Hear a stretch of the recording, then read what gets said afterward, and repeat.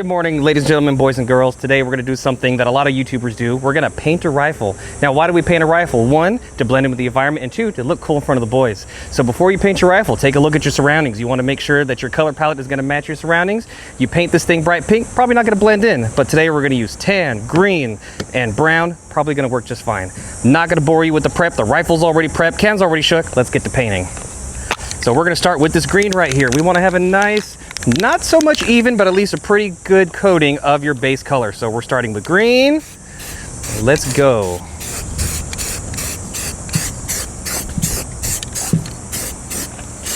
We're gonna paint my Noveske 6mm arc DDF 14.5. Beautiful piece of machinery. I hunt with this, I compete with it. One of my favorite rifles, by far. As you see, she's sitting on a bipod. Paint the bipod, who cares? Flip to the other side.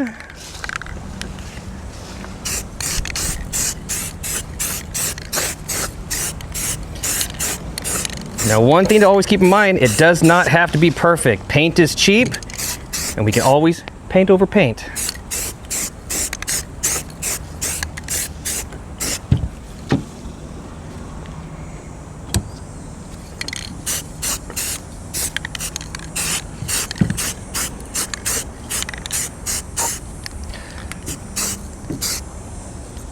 All right, she looks pretty good. We're gonna let it dry for a few minutes. All right, we got the first layer done. Rifle is a somewhat even layer of green, and now we're gonna do layer number 2.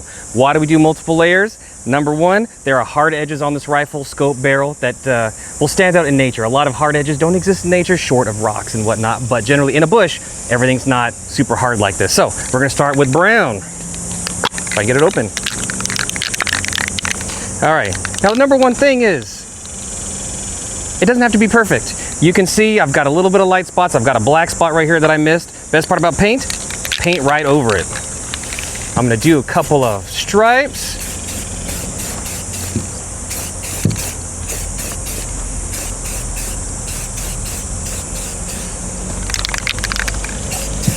Go to the other side.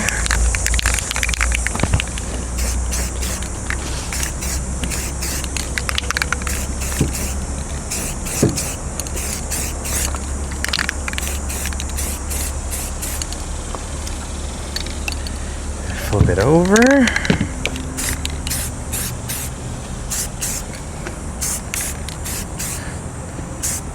All right, I'm pretty satisfied with layer number 2. We'll give that a few more minutes, and if I need more, I'll add more. If I don't need more, we'll switch to color number 3. All right, a few minutes have gone by. Layer 2, pretty dry. So now we're gonna do my third and final layer, and we are both gonna learn something today. I'm gonna do a technique that I don't normally do. Normally, I get local foliage, I get a little bit of mesh, lay it on there and give it a good spray, but today, we're gonna do some little light dabbing. I don't have a sponge, but I have this rag, so let's learn together.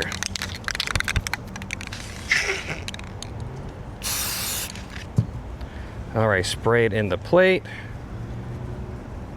Bunch this up nice because we don't want nice even serrations, not serrations. I don't want nice even swirls.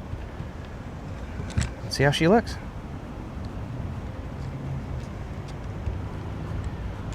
Not too bad. And as I mentioned over and over again, if you don't like it, just paint over it. There's no right or wrong way to do this.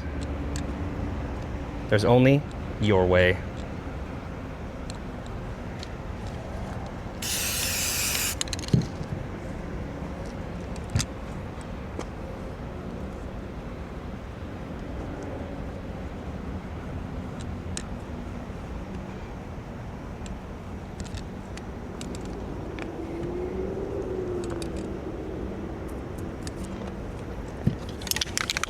To the other side.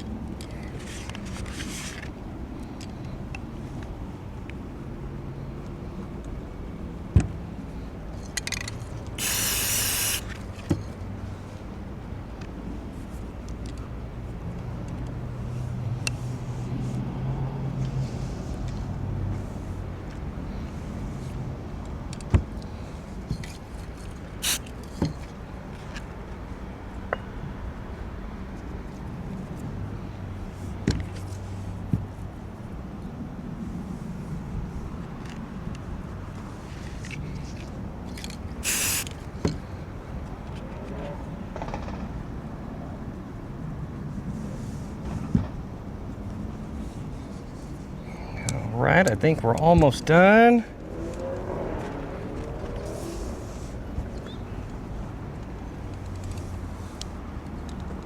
All right, layer number 3. A few more minutes to dry. Let's test it.